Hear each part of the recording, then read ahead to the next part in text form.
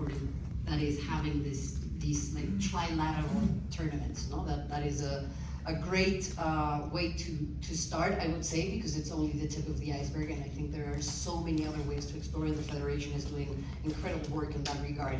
I mean, it's almost a paradox, because when you see the ESPNW documentary called The 99ers, I would recommend you all see that. You can see the effect women's football had in the US. And that also teaches us a lot about gender, no? Because in the US, soccer or football used to be a women's game, whereas in all of Latin America, it's a men's game. So it all depends on how we interpret human activities.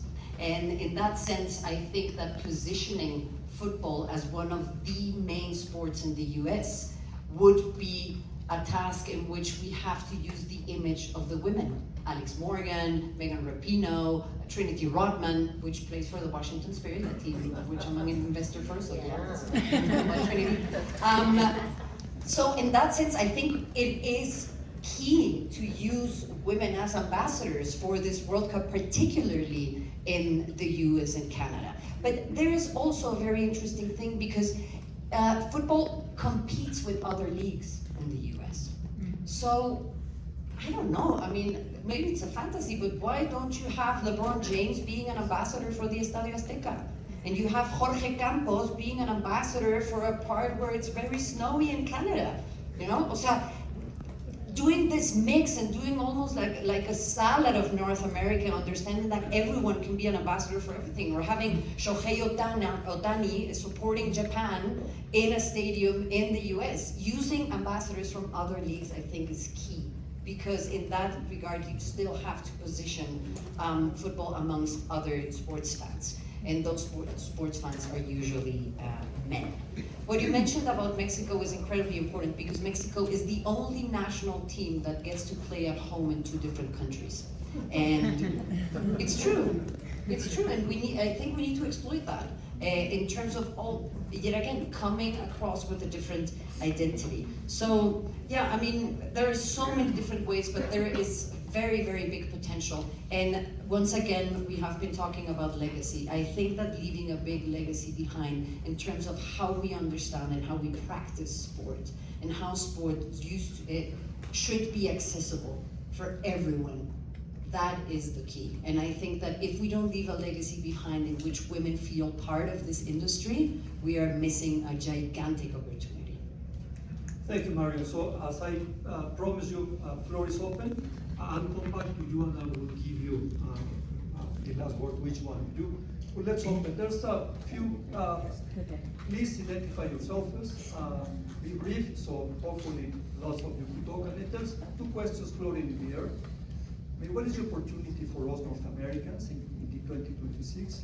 And please join our task force. Octavio Castillo just came, he's from CEMEX, and CEMEX is sort of part of this effort. So please, we need you all. It's an open task force, and so just identify yourself. Sí. Hi, my name is Claudia Avila.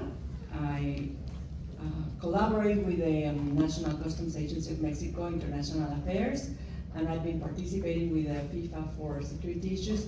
My question is, well, 2 things. The first one, what would you ask the governments to encourage this integration by beyond the sports, for instance, tourism, research and technology, because sports are using also technology. I mean, are you considering the help of the governments to go beyond the main issues? Because that's needed, no? Because a lot of people are coming and we can capitalize their participation here. And secondly, by the way, I have a professional sports soccer player, my daughter. She used to play in the US, and now she's in the Real Oviedo in Spain.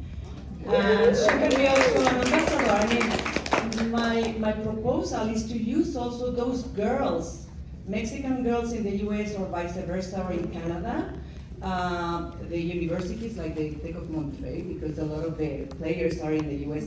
So use these ladies to promote the women's participation as ambassadors, not only the famous one, which is good, but to encourage the small ones, the ones that are starting it, no? To be part of it, maybe as a volunteers or in the TVs to some interviews and so on. No? Are you considering that also? Thank you. Let's take, I'll come back to you guys.